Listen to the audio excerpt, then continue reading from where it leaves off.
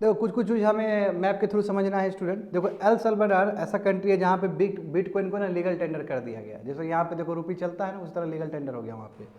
अब El Salvador का जिक्र हो रहा है तो तुमको बाकी भी जो कोस्टा रिका है, पनामा है, निकरागुआ है, ये सब इंपॉर्टेंट है उसका, क्योंकि ये जो है ना सबसे वायलेंट कंट्री सब है। यहाँ पे दंगा फसाद होता है, सब ज़्यादा क्राइम रेट यहीं पे इसी कंट्री सब में, specially El Salvador Costa Rica में। अब तुमको ये इसको अच्छे से जूम करके ना घर में जाके देखना होगा कि कहाँ कहाँ बाउंड्री क्या क्या शेयर करता है। जैसे एल सल्वाडोर का देखोगे तो एल सल्वाडोर का बाउंड्री है ना, यहाँ पे पैसिफिक ओशन में भी लगता है और साथ साथ तुम्हारा इधर भी लगता है, कैरिबियन सी में भी लगता है। देख रहे हो ना, कुछ हिस्सा इधर भी है। ठीक है, होंडारूस जो तुम्हारा होंडारूस वहाँ पे नहीं दिखाया गया है, यहाँ पे निकरागुआ दिखाया गया। निकरागुआ का तुम्हारा कैरिबियन सी के साथ बाउंड्री लगता है, समझे ना। पनामा दिखाया गया, देखो पनामा का तुम्हारा इधर पैसिफिक में भी लगता है और कैरिबियन सी में भी लगता है। तो तुमको बाउंड्री जाके देखना है। और ये जो 3-4 कंट्री का नाम बताया गया, ये हमेशा न्यूज़ में रहता है, क्योंकि दुनिया में सबसे ज़्यादा, पनामा छोड़ दो, दुनिया में सबसे ज़्यादा तुम्हारा जो क्राइम रेट है ये एल सल्वाडोर, कोस्टा रिका और निकरागुआ में है। समझ गए ना। आगे देखो, और न्यूज़ में क्यों आया, क्योंकि ये एल सल्वाडोर ने बिटकॉइन को क्या कर दिया, लीगल टेंडर दे दिया, इसलिए न्यूज़ में था। देखो अब देखो फिर से ये रीजन न्यूज़ में आया है, वही देखो वियतनाम स्पेशली। देखते हो वियतनाम कितना प्रोग्रेस किया है ये 10 साल में, बहुत आगे बढ़ा है कि नहीं बढ़ा है। देखो जब ये कम्युनिस्ट कंट्री है। अब मैं जब वियतनाम का बात कर रहा हूँ तो वियतनाम में देखो जो मेकोंग रिवर जो है, मेकोंग रिवर है ना, एक तरह से गंगा रिवर है इसके लिए। वर्ल्ड में जो सबसे ज़्यादा राइस कल्टिवेशन जो बॉल है वो वियतनाम भी है, एक वियतनाम भी आता है। राइस कल्टिवेशन बहुत ज़्यादा होता है वियतनाम में।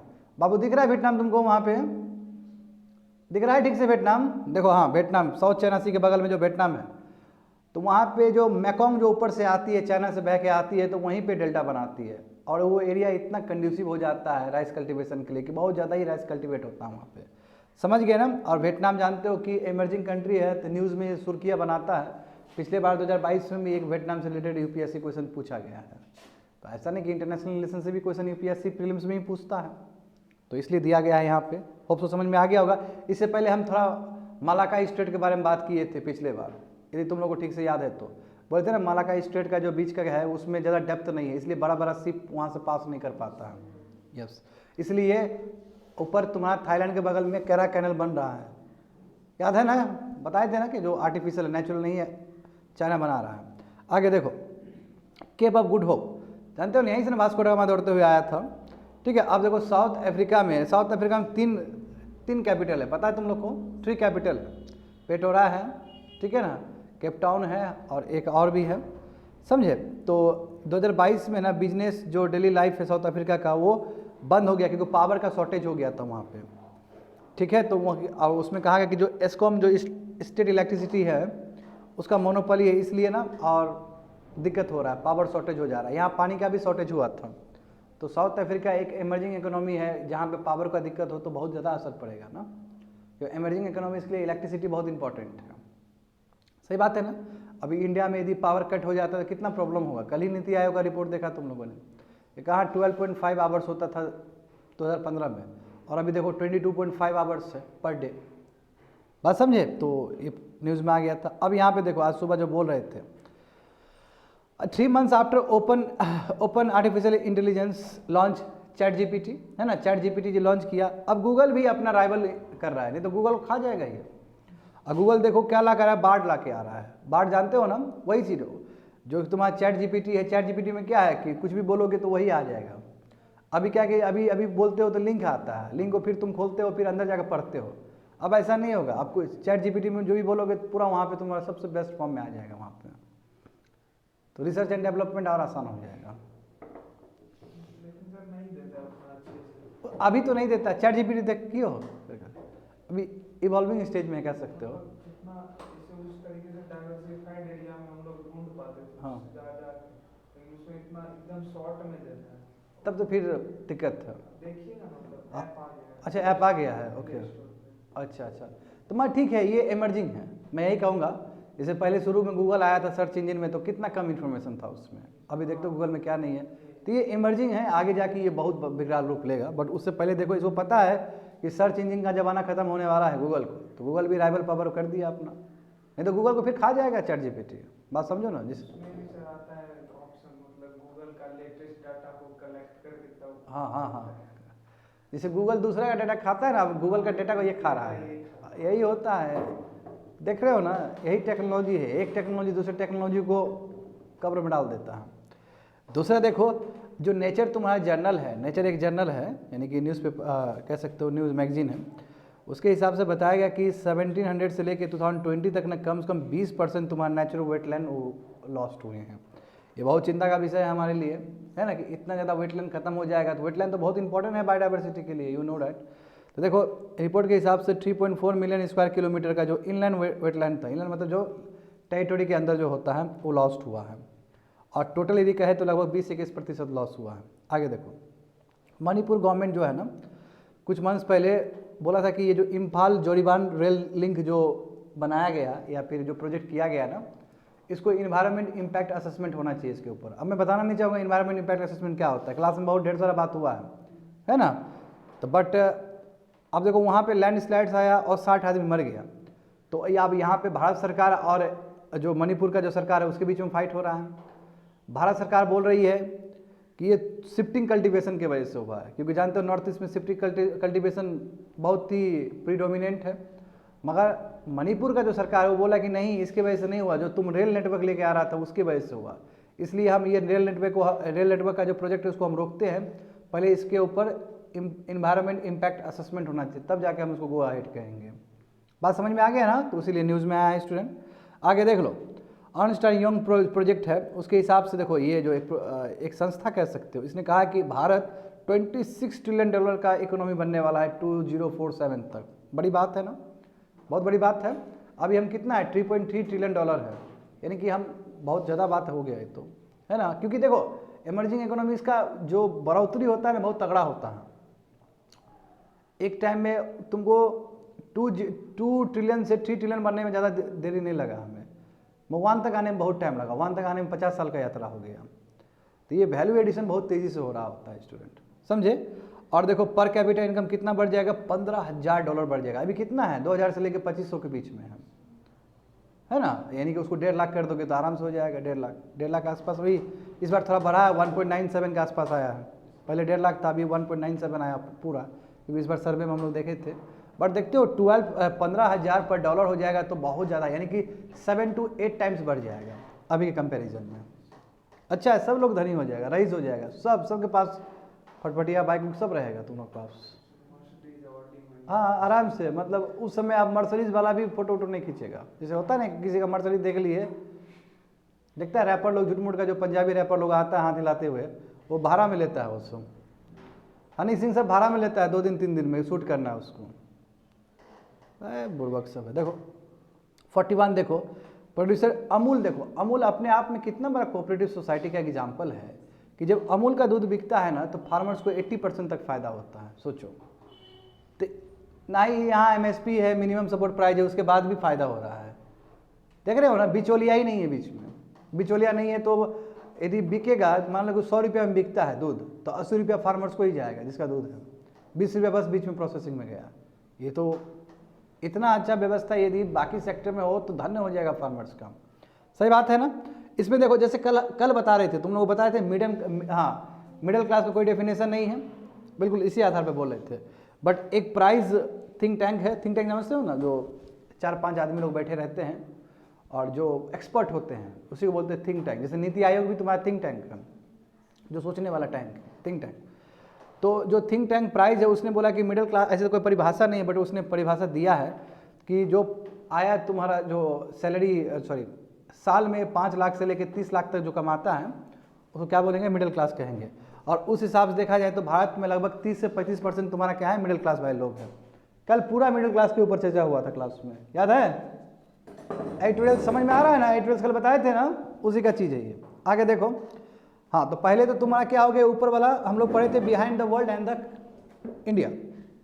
अब तुम्हारा क्लैरिटी पूछ रहा है कि क्या तुम जानते हो यूनिटरिज्म, कॉन्फेडरलिज्म और फेडरलिज्म से। देखो पॉलिटिक्स आ गया ना, देखो समझो भारत क्या है, भारत क्या है, फेडरलिज्म विथ यूनिटरी बायस, यानी कि फेडरल है, सब स्टेट को भी अधिकार है, सेंटर को भी अधिकार है, बट सेंटर को ज़्यादा अधिकार है, इसलिए हम कहते हैं कि फेडरलिज्म विथ यूनिटरी बायस। यूनिटरिज्म में क्या होता है, यूनिटरिज्म मतलब पूरा यूनियन का पूरा कंट्रोल होता है, स्टेट का कुछ कंट्रोल नहीं होगा। फेडरलिज्म में क्या होता है, फेडरलिज्म में पूरा स्टेट्स का कंट्रोल होता है, जैसे यूनाइटेड स्टेट्स ऑफ अमेरिका देखो, सब स्टेट्स का भी उतना ही साख है।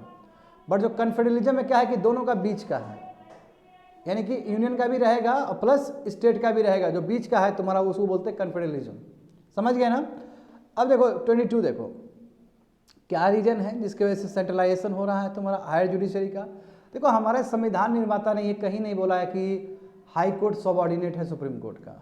हाई कोर्ट के पास भी बहुत पावर है, और जहाँ तक तुम रीट का बात करोगे तो रीट्स में तो बहुत ज़्यादा ही पावर है, जानते हो ना ये चीज़। मगर रिसेंट टाइम में क्या हुआ कि सुप्रीम कोर्ट का हेजीमनी दिखता है, और उसका सबसे बड़ा रीजन है स्टूडेंट, उसका सबसे बड़ा रीजन है आर्टिकल 136 भी। आर्टिकल 136 क्या है कि स्पेशल लीव पिटीशन, यानी कहीं पे भी कोई बात हुआ, यानी कि कहीं पे भी कोई बात होता है तो तुरंत आर्टिकल 136 को इन्वोक करके सुप्रीम कोर्ट पहुंच जाता है। स्पेशल लीव पिटीशन का मतलब होता है स्टूडेंट कि अब कोई हाई कोर्ट ने कोई खारिज कर दिया, वो मामला तुरंत सुप्रीम कोर्ट में चला जाता है, क्योंकि जो हाईएस्ट जुडिशियल बॉडी है, ऑर्गन है हमारा, सुप्रीम कोर्ट ही है, तो इसकी वजह से सुप्रीम कोर्ट और पावरफुल हो जाता है। दूसरा बात है कि जितने भी ट्राइब्यूनल का जो डिग्री है, ट्राइब्यूनल का जो अवार्ड है, वो डायरेक्ट एंटरटेन होता है ऊपर जाके, तो आपने हाई कोर्ट को सरपास कर दिया, ये दूसरा रीजन। तीसरा रीजन है कॉलेजियम सिस्टम। अब कॉलेजियम सिस्टम डिसाइड कर रहा है कि हाई कोर्ट का जज कौन होगा, चीफ जस्टिस कौन होगा, तो यानी कि हाथ में पूरा बागडोर लेके बैठा है कि नहीं बैठा है सुप्रीम कोर्ट, तो सुप्रीम कोर्ट तो नचा देगा हाई कोर्ट को। अब देखो कई जज ऐसे रिटायर हुए हैं, या सॉरी कई जज ऐसे ट्रांसफर हुए हैं जिस जज को खुद पता नहीं कि हम ट्रांसफर क्यों हो रहे हैं, व्हाट इज द रीजन। तो जज हमेशा डरा रहेगा, हाई कोर्ट का जज, क्या भरोसा कहीं पे भी फेंक दे। देखो ना वो बताए थे ना, तमिलनाडु का जज को फेंक दिया तब मेघालय में, कुछ दिन पहले ही देखे थे हम लोग। तो कहने का मतलब क्या हुआ कि ये सब रीजन की वजह से हायर जुडिशरी यानी कि सुप्रीम कोर्ट क्या हो रहा है, बहुत सेंट्रलाइज हो रहा है, जो कि अच्छी बात नहीं है, क्योंकि संविधान में ये बात कहीं पे भी नहीं दिया गया है कि हाई कोर्ट सबऑर्डिनेट होगा सुप्रीम कोर्ट का। वो इंडिपेंडेंट बॉडी है, इंटीग्रेटेड बॉडी है, जहाँ पे उसको टॉप में रखा गया। टॉप में रखने का मतलब ये नहीं कि सबऑर्डिनेट है, जैसे हम लोग जानते हैं ना ड्यूटी स्पीकर कभी भी सबऑर्डिनेट नहीं होता है स्पीकर का, वो भी अकाउंटेबल है पीपल ऑफ द हाउस के लिए। तो सिमिलरली हाई कोर्ट का भी उतना ही साख है जितना सुप्रीम कोर्ट का है। बट ये सब जो आर्टिकल 136 है स्पेशल लीव पिटीशन वाला, दूसरा NCLT यानी कि ट्राइब्यूनल वाला है। जैसे मान लो कि कोई मामला तुम्हारा कंपटीशन कमीशन ऑफ इंडिया में पहुंचा, वहाँ नहीं सुलझा तो फिर तुम NCLT में जाओगे, NCLT में नहीं सुलझा तो तुम कोर्ट नहीं जाओगे, हाई कोर्ट नहीं जाओगे, तुम डायरेक्ट सुप्रीम कोर्ट जाओगे। तो ये बीच का जो मैकेनिज्म था हाई कोर्ट का, उसको तुमने लांघ दिया ना, तो लांघ दिया, इसका मतलब क्या कि तुम सुप्रीम कोर्ट जो हाई कोर्ट का जो डिग्निटी है उसको तुम कम आंक रहे हो।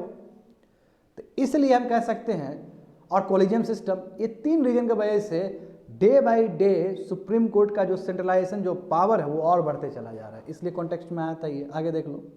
हाँ बिल्कुल, इसी के बारे में मैंने अभी बोला है कि क्या तुम समझते हो रिवर्स ऑक्शनिंग और क्लोज्ड बिडिंग में। अभी जस्ट बता दिए ना पहला पेज, रिवर्स ऑक्शनिंग, सरकार को रिवर्स ऑक्शनिंग से नुकसान हो रहा है, बताया था ना रिवर्स ऑक्शनिंग क्या है पेज में, अब नहीं बताएंगे, वही बोले थे। तो रिवर्स ऑक्शनिंग आप सरकार खत्म कर दिया, अब सरकार क्लोज बिडिंग कर रही है। क्लोज बिडिंग मतलब जिसने जो बिडर आया, जो लेने वाला आदमी आया, जो बोलेगा कि हम इतना इतना देंगे तो अब उसको दे रहे हो। पहले ऐसा नहीं था। रिवर्स ऑक्शनिंग में क्या था, तुम्हारा सब लोग को बुलाया जाता था और वो लोग प्रिपेयर करता था कॉन्ट्रैक्टर से, अब बोलता था कि इतना इतना कम दाम लगेगा, जिसका कम दाम लगेगा उसको प्रोजेक्ट दिया जाता था। बट उससे सरकार को नुकसान हो रहा है और कॉम्प्लिकेशन आ रहा है, इसलिए रिवर्स ऑक्शनिंग वाला पावर खत्म कर दिया गया। अब क्लोज बिडिंग होगा। क्लोज बिडिंग मतलब ओपन ऑक्शन। अब देखो ORS, देखो दिलीप महालनोबिस का फोटो है, देखो तो जरा, इन्होंने बहुत गजब काम कर दिया ना, पद्म विभूषण दिया गया मरणोपरांत इनको, है ना। और जो याद करो बांग्लादेश का जो तो हुआ था, रिफ्यूजी वाला हुआ था, एक कैंप में इनके प्रयास की वजह से कितना मोर्टेलिटी रेट घटा है, याद आ रहा है सभी चीज़, इसलिए फिर से न्यूज़ में आ गए। ORS, आगे बढ़ जाओ, करंट अफेयर्स देखते हैं। देखो अब देखो मिलेट्स के बारे में आया, देखो कल पूरा मिलेट्स का एक पूरा एडिटोरियल्स का ही जिक्र किए कि मिलेट्स क्या है। देखो मिलेट जो है स्टेबल फूड रहा है 1000 ईयर्स। अभी देखो कंजम्पशन तुम्हारा 5 से 6% हो गया, कंजम्पशन इतना कम हो गया है। तो मिलेट देखो स्टेबल फूड रहा है एशिया और अफ्रीका का 10,000 ईयर्स से है ना। और अच्छी बात है कि क्लाइमेट रेजिलियंट है, इसको वाटर भी उतना नहीं चाहिए जेनेटिकली मॉडिफाइड क्रॉप्स की तरह, ठीक है। देखो मिलेट्स क्या है, क्लाइमेट रेजिलियंट है, इसको वाटर नहीं चाहिए, ये वार्मर रीजन में भी, ड्राई इन्वायरमेंट में भी बढ़िया से कल्टीवेट हो सकता है, कोई दिक्कत ही नहीं है। बताओ दुनिया में half of the all calories consume जो आदमी कंज्यूम करता है 100%, तो उसमें आधा कहाँ से, मेज से, राइस से, व्हीट से आता है। हम 13 क्रॉप्स पे, वर्ल्ड में देखो 13 क्रॉप्स पे 80% डिपेंडेंट है। तो और क्लाइमेट चेंज जिस हिसाब से हो रहा है तो पूरा एक्सट्रीमिटी आ रहा है, कहीं पे रेनफॉल आ रहा है, कहीं पे ड्रॉट आ रहा है, तो उस केस में भी मिलेट्स बहुत इंपॉर्टेंट ऑप्शंस रह गए आपके बीच में, क्योंकि मिलेट्स तो ड्रॉट में भी आराम से कल्टिवेट हो सकता है। तो इसलिए ज़रूरी है हमें कि हम अपने नीड्स को सिक्योर करें और कोशिश करें कि मिलेट्स को जितना हो सके उतना हम आगे ले चलें। मिलेट्स वही ज्वार, रागी और बाजरा, समझ गए। इंडिया में सबसे ज़्यादा कौन सा उगता है? ज्वार, ठीक है। हाँ, ये नहीं आया नहीं तो बता देता है। देखो एसेट अंडर मैनेजमेंट देखो अब एनपीएस टू रीच, देखो नेशनल पेंशन सिस्टम बताए थे ना, नेशनल पेंशन सिस्टम पहले वाला जो था, कई सरकार क्या कर रही है, स्टेट गवर्नमेंट पिछले वाला एनपीएस में जा रही है, यानी कि नेशनल पेंशन सिस्टम में, इसकी वजह से बहुत नुकसान हो जाएगा। तो बोला asset under management of NPS देखो 9 लाख करोड़ का हो गया, इतना ज़्यादा पैसा जा रहा है ये तुम्हारा नेशनल पेंशन स्कीम में। तो यहाँ पे समझो जो pension fund regulatory and development authority PFRDI, ये भी तुम्हारा एक रेगुलेटर है, फाइनेंशियल रेगुलेटर है, समझे ना। ये क्या बोल रही है कि नेशनल पेंशन स्कीम 9 करोड़ हो जाएगा 2022 और 23 खत्म होते होते, इतना पैसा तुम्हारा पेंशन में जाता है कर्मचारी को, ठीक है। अब penetration of companies just around 4%, जहाँ की देखो कंपनीज को ज़्यादा नहीं बढ़ा है, वह पेंशन बढ़ते चला जा रहा है। देखो 12,000 कंपनीज है, उसका पेनिट्रेशन केवल 4% तक है, कंपनी ज़्यादा नहीं बढ़ा है। एट प्रेजेंट देखो authority has 17% exposure in equity, 51% in government security and 27% corporate bonds. कहने का मतलब क्या है कि अभी बताया जा रहा है कि 17% तुम्हारा इक्विटी में है, 51% गवर्नमेंट सिक्योरिटी में, यानी कि पैसा कहाँ से आएगा? 9 लाख करोड़, 17% तुम्हारा इक्विटी का है, 51% गवर्नमेंट सिक्योरिटी का है, 27 तुम्हारा कॉर्पोरेट बॉन्ड्स का है। अब यहाँ पे जो फिगर दिया गया है स्टूडेंट देखो सब्सक्राइबर कितने कितने लोग हैं, तो लगभग देखो अटल पेंशन योजना कितना है तुम्हारा 43.82, ठीक है। उसमें अलग अलग भी दिया गया है, तो ऑल सिटीजन मॉडल का दिया गया, कॉर्पोरेट का दिया गया है। सेकंड फिगर देखो, इस फिगर में तुमको समझ में आ जाएगा कि कितना पैसा सेंट्रल गवर्नमेंट का देखो कितना है, लगभग 2.5 लाख करोड़ कह सकते हो, ठीक है। स्टेट गवर्नमेंट कितना दे रही है? 4.27 लाख करोड़ दे रही है पेंशन में। कॉर्पोरेट देखो इतना, क्योंकि कॉर्पोरेट भी पेंशन देता है और बाकी सब भी है। तो कहने का मतलब देखो न्यू पेंशन स्कीम के हिसाब से ही है, कहने का मतलब है कि पेंशन में बहुत ज़्यादा ही, अब पेंशन का खर्च किसको माना जाएगा? Revenue expenditure. इसी पे सरकार ने कम किया था, याद करो इस बार 4.1 से 2.9 किया था, कम किया गया है। तो ये जितना कम हो उतना बेटर हो। मगर जानते हो कई स्टेट पॉपुलिस्ट मेजर के साथ बोलते हैं कि हम ओल्ड पेंशन स्कीम पे आपको करेंगे। ओल्ड पेंशन स्कीम जानते हो, न्यू पेंशन स्कीम में तो तुमको कंट्रीब्यूट खुद भी एम्प्लॉय करना होता है और कुछ सरकार भी मदद करती है, बट ओल्ड पेंशन स्कीम में ऐसा नहीं था। ओल्ड पेंशन स्कीम में तुम्हारा क्या हाफ सैलरी मिलता था, तो हाफ सैलरी मिलेगा एक एम्प्लॉय के ऊपर, गवर्नमेंट एम्प्लॉय के ऊपर, तो सरकार के ऊपर कितना ज़्यादा बर्डन हो जाएगा।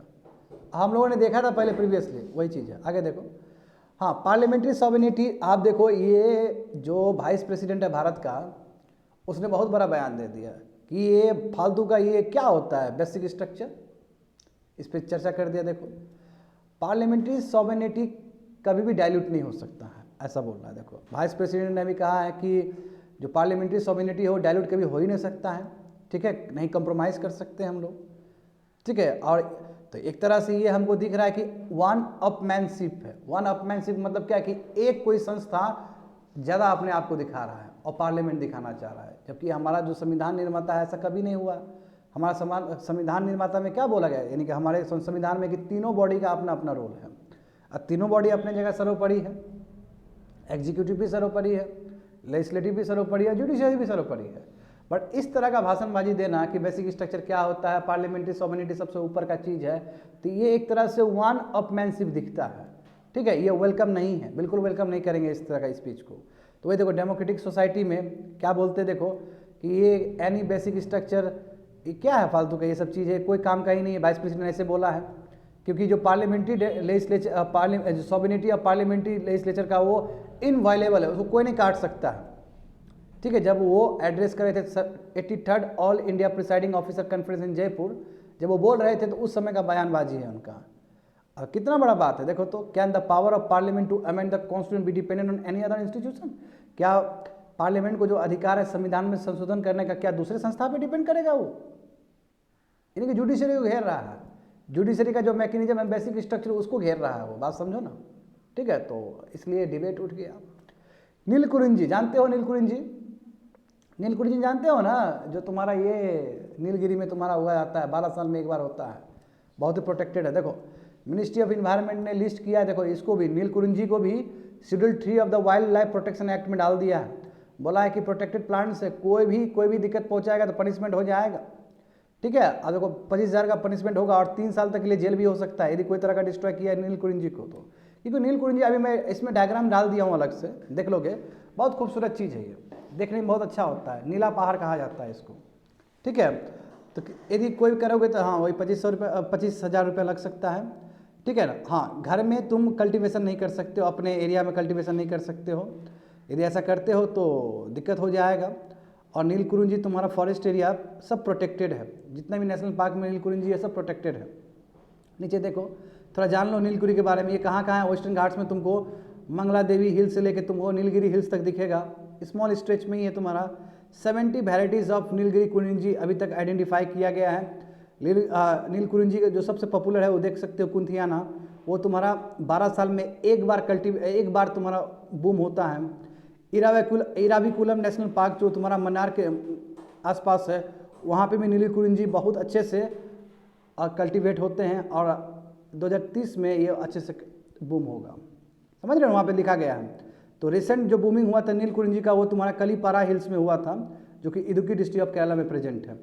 अब यहाँ पे देखो वही फिगर दिखाया, देखो ये ministry of environment forest and climate change के अंदर आ जाएगा। देख रहे हो फिगर, देख रहे हो स्टूडेंट, नीचे ही फिगर देख लो, इस तरह का फिगर दिखता है, बहुत सुंदर, हद सुंदर, लोग देखने के लिए आता है इसको वर्ल्ड से। हो गया, खत्म हो गया day to day current affairs. यहाँ पे देखो बासमती चावल हमारा जो एक्सपोर्ट हुआ है वो लगातार घटते चला जा रहा है, बट जो नॉन बासमती चावल है वो बढ़ते चला जा रहा है। क्योंकि हमारा जो बासमती चावल है ना उसके ऊपर बोलता है कि पेस्ट तुम ज़्यादा यूज़ कर रहे हो, पेस्टिसाइड ज़्यादा यूज़ कर रहे हो। जानते हो यूरोपियन यूनियन ब्लॉक कर देता है हमारे सामान को, बोलता है स्टैंडर्ड तुम्हारा है ही नहीं। वीट देखा हमारा क्या हुआ, इधर देखो बासमती चावल घटते चला जा रहा है। अब देखो 19-20 में 4.72 था, डिक्लाइन हुआ कि नहीं हुआ, 3.34 तक पहुंचा है, तो पूरा स्लाइड हो गया। पिक पकड़े थे 4.72, उससे पहले भी पिक था 13-14 में 4.87 था, उसके बाद घटा है, फिर थोड़ा बढ़ा था 19-20 में, फिर वो नीचे चला गया है। बट हाँ, एट द सेम टाइम ये तुमको याद करना होगा नॉन बासमती चावल तुम्हारा लगातार बढ़ते चला जा रहा है। दूसरा फिगर देख लो स्टूडेंट कि रबी एरिया ऑफ व्हीट। अब यहाँ पे देखो दिखाया गया है तुम लोग को कितना मिलियन हेक्टेयर में है, ठीक है ना, कितना मिलियन हेक्टेयर में है।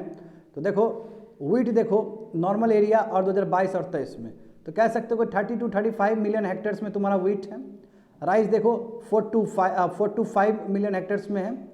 ठीक है ना, ये रबी का दिया गया है स्टूडेंट। रबी क्रॉप समझते हो ना, जो ठंडा में उगता है, जो ठंडा में कल्टीवेट होता है, that is called rabi crops. Wheat तुम्हारा एक्सक्लूसिवली क्या है, रबी क्रॉप्स है व्हीट। बट राइस क्या है, राइस प्रीडोमिनेटली खरीफ क्रॉप्स है, और कुछ कुछ तुम्हारा रबी में भी उगता है। रबी मतलब ठंडा वाला है। देखो तो ठंडा वाला जो राइस है वो कितना एरिया कवर करता है, लगभग तुम्हारा 5 मिलियन हेक्टेयर्स कह सकते हो। पल्सेस देखो, पल्सेस तुम्हारा 16 मिलियन हेक्टेयर्स है। ग्राम्स देखो, चना दाल देखो 11 से लेकर 12, ऑयलसीड देखो 11 कह सकते हो, मस्टर्ड देखो 9 है। तो नॉर्मल एरिया दिखाया गया, और अब ये दिखाया गया कि 2022 और 23 में ये एरिया कितना बढ़ा है। समझ में आ गया ना, तो वही चेंज दिखाया गया, किसी में नेगेटिव है किसी में पॉजिटिव है। जैसे राइस में देखो जो रबी क्रॉप्स में जो उगता था नॉर्मल, उसके कंपेरिजन कम हुआ, तो इसलिए -3.1% घटा है वहाँ पे देखो। ठीक है, ग्राम का देखो -1.84 घटा है। क्यों, देखो पहले देख रहे हो ना, सब ये कंपैरिजन किया जा रहा है लास्ट ईयर से, नॉर्मल ईयर से। आगे बढ़ जाओ। डिसइन्वेस्टमेंट हमारे लिए सक्सेसफुल स्टोरी नहीं रहा। देखो मैंने इकोनॉमिक्स में पढ़ाया था शाम को, PSU का क्या हो रहा है, डिसइन्वेस्टमेंट है ना। डिसइन्वेस्टमेंट मतलब वही नॉन डेप्ट कैपिटल रिसिप्ट, नॉन डेप्ट कैपिटल रिसिप्ट नहीं हो रहा है। देखो एक टाइम था बहुत अच्छा हुआ था, देखो 2020 और 21 में बहुत पैसा आया था, लगभग 2 लाख करोड़ हम कमाए थे वहाँ से। उसके बाद देखो लगातार घटते चला गया। 22-23 में देखो ना, 22-23 में देखो 50,000 हुआ है, और इस बार तो हमने कुछ बोला ही नहीं, अदर प्रोसीड करके लिख दिया था बजट में। इसलिए कह सकते हैं जो डिसइन्वेस्टमेंट हो रहा है, PSU को बेचने का, प्राइवेटाइज करने का बात हो रहा है, वो बहुत कम पैसा आ रहा है, इसलिए सरकार ने इस बार बजट में वो चीज़ मेंशन ही नहीं किया है। आगे देख लो स्टूडेंट, यहाँ पे कोल प्रोडक्शन और इम्पोर्ट देखो, अभी कितना कोल प्रोडक्शन कर रहे हैं हम लोग, टोटल कंजम्पशन है। ठीक है, इम्पोर्ट देखो कंजम्पशन कितना है, 955 मिलियन टन 2019 और 20 में था, और इम्पोर्ट कितना करते थे, 248 करते थे। ठीक है, नीचे चले जाओ 22 इसका देख लो, 21 और 22 का वो पूरा आंकड़ा है। तो देखो बहुत ज़्यादा कंज्यूम किए ना, लगभग कितना किए, 1000 मिलियन टन किए हैं, सही बात है। और उसका देखो 208 हम बाहर से मंगवाए थे, इम्पोर्ट घटा है कोल का। और कोल जो मंगवाते, कौन सा कोल मंगवाते हैं, मतलब कुकिंग कोल मंगवा रहे होते। कुकिंग कोल मतलब स्टील और आयरन इंडस्ट्री में जो यूज़ होता है उसको, नॉर्मल कोल तो हमारे पास है ही, बट अब जो इंडिया का कोल है बहुत ही इन्फीरियर क्वालिटी का है। ठीक है ना, तो वही देखो वहाँ पे दिखाया गया है सभी चीज़। आगे बढ़ जाओ, इसमें देखो लैंडिंग रेट देखो लगातार घटा है। अब यहाँ पे देखो जो रिपो रेट है 6.5% है ना, और इधर देखो तुम्हारा जो अब मॉनेटरी ट्रांसमिशन होना चाहिए ना, यानी कि रिपो रेट घटता है, रिपो रेट बढ़ता है तो इंटरेस्ट रेट भी बढ़ना चाहिए। और रिपो रेट घटता है तो वो भी भरना चाहिए, वो तुमको दिखेगा। देखो तो 6.5 रिपो रेट है तो वो 9.52 तुम्हारा क्या है, इंटरेस्ट रेट है। वही चीज़ बताया कि इंटरेस्ट रेट मतलब जो कमर्शियल बैंक लोन देती है हमें उसके लिए है, तो वो दिखाया गया है। और आगे देखो फॉर इंडिया में ना जो highest effective personal income tax कितना है, 39% है। पहले ये तुम्हारा 42.5% था, वो घट के कितना हुआ, 39% हुआ। इस बार देखो सरचार्ज में क्या बताया गया है, सरचार्ज का भी गैप कम कर दिया गया है। फिगर दिखाए थे तुम लोग को। अच्छा इसमें देखो हांगकांग में कितना है, 15%, इंडिया देखो 39% है। मैं इंडिया से भी ज़्यादा देखो फ्रांस 45% है, जर्मनी 45% है। पहले इंडिया का 42 था, अभी घट के 39% हुआ है, समझे ना। यानी कि personal income tax rate maximum कितना लग सकता है, तो 39, पहले 42 था, वो घट के तुम्हारा हो गया। आगे बढ़ जाओ, रैंडम थॉट्स देखो। First ever metaverse specially design for the last law enforcement agency world wide was launch by United states. गलत है, इंटरपोल होगा इसका आंसर। कि पहली बार जो मेटावर्स का जो डिज़ाइन किया कोई लॉ इन्फोर्समेंट एजेंसी ने वर्ल्ड वाइड में, वो यूएसए नहीं है, इंटरपोल है। इंटरपोल जानते हो, इंटरपोल मतलब पूरा दुनिया का जो रिपोर्ट लेता है, एक पुलिस पावर है। जैसे हर स्टेट में पुलिस होता है ना, तो वर्ल्ड का जो पुलिस है उसको इंटरपोल कहते हैं। इंटरपोल होगा आंसर इसका। देखो hall marking is the accurate determination and recording of the appropriation content of precious metals in a precious metal like gold. सही बात है, हॉल मार्क लगाया जाता है ना, ऐसा ही समथिंग होता है ना, हॉल मार्क आता है उसमें, वो करेक्ट आंसर है। नील कुरिंजी जस्ट अभी बोले हैं, नील कुरिंजी जो तुम्हारा है वो बोला कि 16 फॉरेस्ट में होता है तमिलनाडु में। नो, खाली तमिलनाडु में नहीं, केरल में भी होता है, जैसे इराविकुलम इडुक्की डिस्ट्रिक्ट तुम लोग देख चुके हो। तो गलत हो जाएगा वहाँ पे। देखो स्टूडेंट, अच्छा ये देखो बहुत इंपॉर्टेंट है, देखो ये बहुत ज़्यादा इंपॉर्टेंट है। 104, तुम क्या लगता है कि जो यूनियन बजट है वो सबसे ज़्यादा होता है स्टेट कंपेरिजन में? स्टेट का बजट मिला दो एक साथ, और यूनियन बजट किसका बजट ज़्यादा होगा बताओ तो? स्टेट का, सबको मिला दोगे तो हमारा कितना 45 लाख करोड़ का दिए थे, याद है ना 45 लाख। स्टेट सब स्टेट को मिला होगा तो 60 to 65 हो जाएगा, लिख लेना कहीं पे, 60 to 65 हो जाएगा, इसलिए गलत स्टेटमेंट है ये। हाँ देखो पोखरा इंटरनेशनल एयरपोर्ट जो इनाग्रेट हुआ नेपाल में, वो भारत के असिस्टेंट से नहीं हुआ, वो चाइना का असिस्टेंट से हुआ स्टूडेंट। पोखरा जानते हो ना, पोखरा जो कि नेपाल का बहुत फेमस जगह है, वो चाइना का असिस्टेंट से हुआ। अब देखो ग्लोबल हंगर इंडेक्स में जो कि जॉइंटली तुम्हारा पब्लिश करता है कौन, कंसर्न वर्ल्ड वाइड और तुम्हारा ये एक एनजीओ, इसमें 0 का मतलब है कि नो हंगर और 100 का मतलब है बहुत ज़्यादा वर्स्ट। सही बात है, करेक्ट स्टेटमेंट है। क्रिप्टो करेंसी में जो क्रिप्टोस है वो क्या एनोनिमस पीपल होता है, किसी को पता थोड़ी है कि कौन बनाया है क्रिप्टो, करेक्ट आंसर ही है। धारावाही एशिया का बिगेस्ट स्लम है, करेक्ट बात है, जो कि मुंबई में है, you know that. Dugong marine animal है और इसको कंजर्वेशन रिजर्व घोषित किया गया है तुम्हारा जो पाक बे में। सही बात है ये, डुगांग नीचे जो पाया जाता है मनार में, है ना, जो काउसिप भी कहा जाता है, ये बहुत ही क्रिटिकली इंडेंजर्ड स्पीसीज है, करेक्ट स्टेटमेंट है वो। न्यूट्रॉनस सेकंड अबंडेंट पार्टिकल्स है आफ्टर फोटोन। फोटोन सबसे ज़्यादा पाया जाता है यूनिवर्स में, समझे ना, उसके बाद तुमको न्यूट्रॉन पाया जाएगा। न्यूट्रॉन जानते हो ना, न्यूट्रिनो का मतलब क्या होता है, कोई चार्ज पार्टिकल नहीं है ये। यानी कि अब इसके लिए ना 2-3 साल पहले ना इस पर नोबेल प्राइज़ दिया गया, क्योंकि इसमें प्रूव कर दिया कि न्यूट्रिनोस का भी मास होता है। अन्यथा हमें लग रहा था कि न्यूट्रिनोस का मास ही नहीं होता है, बट 2 साल पहले एक फिजिक्स के साइंटिस्ट ने प्रूव कर दिया कि न्यूट्रिनोस का मास भी होता है, इसलिए उनको नोबेल प्राइज़ दिया गया था। ये 2 साल पहले की घटना है। देखो तमिलनाडु, देखो हाँ तमिलनाडु का एक तुम्हारा एनीकोट मतलब डैम जो है, ठीक है, ये डैम जो बनाया गया था इरिगेशन पर्पज़ के लिए, पता है ये राजा चोला ने नहीं बनाया था, ये करिकलम टाइप का नाम था, करिकलम लिख लो, करिकलम राजा ने बनाया था। और ये कब बनाया था पता है, 150 AD में बनाया था, 150 AD में, यानी कि अभी से 1900 साल पहले का बनाया गया है। अभी भी है वो डैम, अभी भी डैम है, अभी भी इरिगेशन के लिए यूज़ होता है। देख रहे हो राजा लोग, हम लोग का राजा लोग कैसा बना गया है। राजा तो बहुत बात का चीज़ है। आगे देख लो स्टूडेंट, दुनिया में फ्लोटिंग पार्क एक ही है जिसका नाम है केबुल लमजाओ नेशनल पार्क। जानते हो लोकतक लेक है ना, फ्लोटिंग, जान रहे हो ना, क्या बोलते हो उसको, फुमदिस, जो ऊपर जाता है नीचे जाता है, फुमदिस कहते हैं। ये करेक्ट आंसर। देखो हमारे संविधान में ना डिप्टी स्पीकर के बारे में बात हुआ है, ठीक है, and there is a mention of deputy speaker for the house of the people, where there is no such mention. No, deputy speaker का मेंशन तुम्हारा इसमें भी है, लोकसभा में भी है, राज्यसभा में भी है, स्टेट लेजिस्लेटिव में भी है। गलत स्टेटमेंट होगा ये, बताओ तो कौन सा आर्टिकल में दिया गया डिप्टी स्पीकर के बारे में? आर्टिकल 93 होगा। आर्टिकल 93 में तुम्हारा डिप्टी स्पीकर के बारे में चर्चा होगा। और सिमिलरली वहाँ पे देखो तो 178 कहीं पे होगा विधानसभा के लिए भी, तो कहीं गलत स्टेटमेंट हो जाएगा ये। देखो इंडिया में बोला जा रहा है कि 18 to 19 tons of millets every year किए जाते हैं, और लार्जेस्ट जो मिलेट प्रोड्यूसिंग नेशन है। क्या सही बात है ये हमारा कंट्री? करेक्ट स्टेटमेंट है कि कि हमारा 18 to 9 मिलियन टन्स मिलेट्स होता है प्रत्येक साल। उसमें सब ज़रा कौन होता है, जवार होता है ना, जवार होता है, जवार होता है ना जी, सॉरी आई एम सॉरी, बाजरा होता है, सब जरा बाजरा होता है। और वर्ल्ड में सब जरा जो प्रोड्यूस करता है इंडिया ही करता है, उसके बाद अफ्रीका कर रहा होता है। और वर्ल्ड में सब जरा प्रोड्यूस क्या होता है, सरगम होता है, वर्ल्ड वाइड देखो सरगम होता है, कल बताए थे क्लास में। देखो ईडी जो है, ईडी जानते हो इन्फोर्समेंट डायरेक्टरेट, उसका काम है कि फेमा जानते हो, फाइनेंशियल एक्सचेंज मैनेजमेंट अथॉरिटी, जो कि 1991 बना था, इसको ठीक से इन्फोर्स करे, लागू करे, और एट द सेम टाइम जो prevention of money laundering act है उसको भी निभाने का काम है इसका, ईडी का। और ये तुम्हारा एडमिनिस्ट्रेटिव कंट्रोल किसके अंदर आएगा, डिपार्टमेंट ऑफ रेवेन्यू के अंदर आएगा। करेक्ट कर लो उसको, इकोनॉमिक अफेयर्स लिखा गया है ये, बट होगा तुम्हारा डिपार्टमेंट ऑफ रेवेन्यू के अंदर आएगा, तो ठीक कर लो। उसके बाद ये देखो एसिडिक एनहाइड्राइड, एटीएस, कोकीन, ये जितना भी बताया गया है सब ड्रग्स है, समझे ना। और इस समय अभी न्यूज़ में चला है तो सब ये तुम्हारा ड्रग्स का नाम है। सही स्टेटमेंट है। इंडिया वेल्थ टैक्स नहीं लगाता, ना ही सोलिडरिटी टैक्स लगाता। करेक्ट बात है, पहले इंडिया वेल्थ टैक्स लगाता था, खत्म हो गया। देखो अभी जितना भी टैक्स लगता है इनकम के ऊपर लगता है, वेल्थ पे नहीं लगता है। भारत में इनकम पे ही टैक्स लगता है, कितना कमा रहा है उस पर लगेगा। हमारा यदि बहुत संपत्ति है तो उस पर नहीं लगेगा, समझ गए ना, ये हो गया। हाँ कोई बात नहीं है, जैसे रिटायर्ड जजेस हुआ सुप्रीम कोर्ट का, वो आराम से राज्यसभा का मेंबर बन सकता है, कोई कूलिंग पीरियड नहीं है। कूलिंग पीरियड समझते हो ना, कि रिटायर होने के बाद 2 साल तुम गैप नहीं दे रहे हो, रिटायर होने के बाद अगला दिन ही वो तुम्हारा बन सकता है। एक न्यूज़ में आया था कि अभी जज सुप्रीम कोर्ट का एक जज तुम्हारा ये बन गया, कर्नाटका का गवर्नर बन गया। देखो चेक करो, कर्नाटका का गवर्नर जो है ना, कर्नाटका का बाद में चेक कर लेना, मैं बोल रहा हूँ, कर्नाटका का जो गवर्नर है वो सुप्रीम कोर्ट का जज था।